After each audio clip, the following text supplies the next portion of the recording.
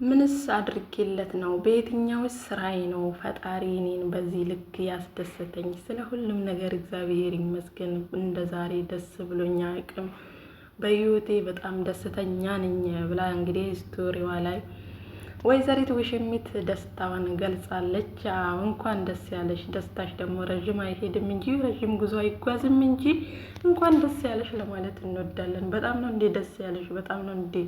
በጣም ነው እንዴ ለፈጣሪ ውለታ ይዋልሽው? የሰው ህይወት እየበጠበጡ ውለታ መዋል አለ እንዴ? ተይ እንጂ ተይ፣ ብዙ ነገር እንድንናገር አታድርጊኝ። ሄርሜላ ከረሜላ ተይ።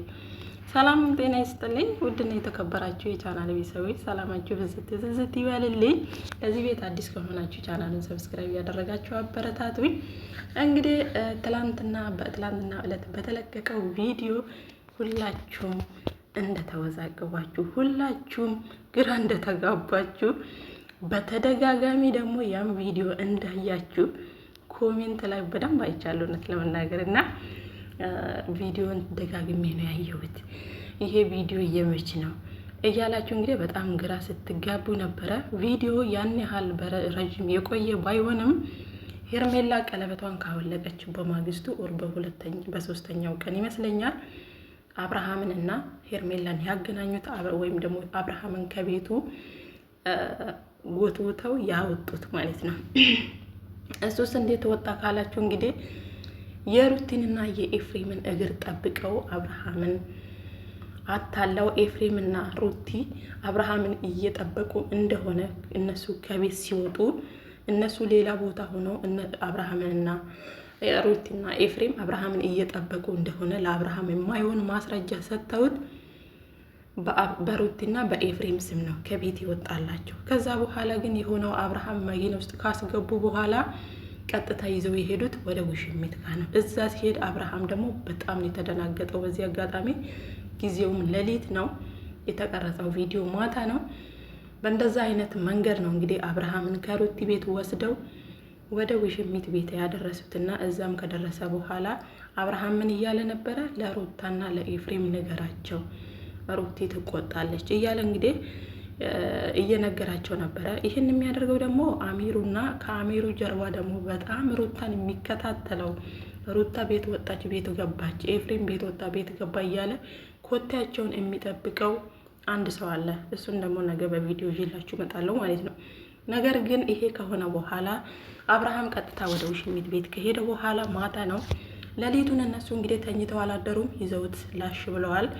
በማግስቱ እንግዲህ ኤፍሬም እና ሩቲ ወደ ቤታቸው ማታውኑ ወደ ቤታቸው ሲመለሱ አብርሃም ቤት የለም፣ የት ሄደ ሲባል እናንተ ውጪ እየጠበቃችሁት ነው፣ በዛ ደግሞ ሰው ልካችሁ ሰው መጥቶ ወስዶታል ተባለ። ከዛ ቀጥታ ወደ ውሽሚት ቤት ሲኬድ ውሽሚት ቤት የለም፣ ቡዜ ቤት የለም።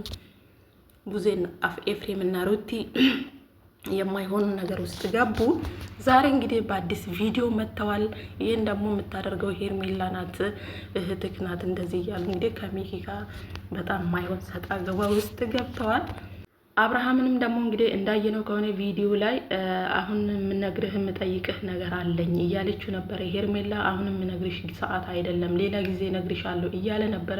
አንዳንዴ አብርሃም የሚናገራቸው ነገሮች ሪሊ ነገሮች እውነተኛ ነገሮች ናቸውና አብርሃምስ ለምንድን ነው በዚህ ልክ ሰው ላይ የሚጫወተው የሚለው ጥያቄ ብዙዎቻችሁ ላይ ጥያቄ ፈጥሯል ማለት ነው።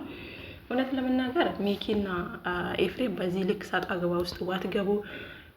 ኤፍሬም የምታደርጋቸው ነገሮች ትክክል አልነበረም። በሁለት ቀን በተለቀቀው ቪዲዮ ላይ ከሄርሜላ ጋር የማይሆን ንክኪ መነካካት የለብህም።